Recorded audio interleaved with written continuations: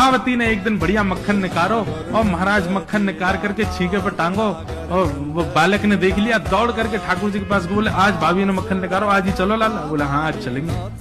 प्रभावती यमुना जल भरने के लिए गई, ठाकुर जी उसके यहाँ प्रवेश कर गए और प्रवेश करके महाराज चार के ऊपर तीन के ऊपर दो के सबसे ऊपर ठाकुर जी, और ठाकुर जी लेकर के बढ़िया मक्खन खाने लगे। मक्खन पाते हैं, ग्वाल बालों को पवाते हैं, और जब सब पा लेते हैं तो फिर मरकान भूषण संग में बंदर और चलते हैं उनको भी पवाते हैं।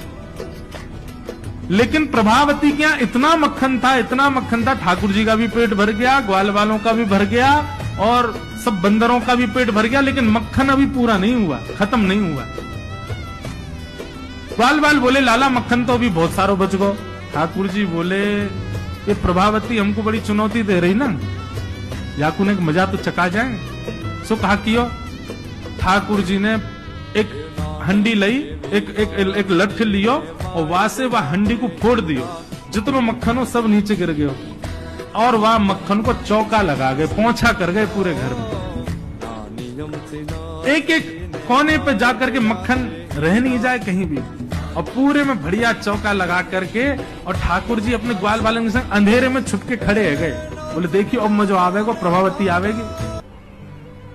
प्रभावती आई, सिर पर दो मटकियां बड़ी अचक करके चल रही थी, संभल के चल रही थी।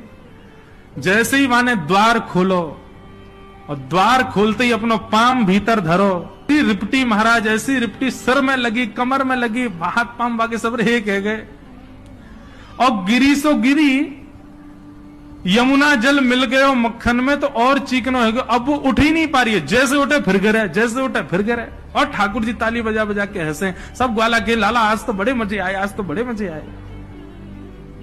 मेरी भाभी कहा कह रही कन्हैया को अपने प्राण प्यारे हमारे ना आवे, अब तो को तेरे प्राण प्यारे होंगे ना तो कभी हमको चुनौती नहीं देगी। और ठाकुर जी भाग गए।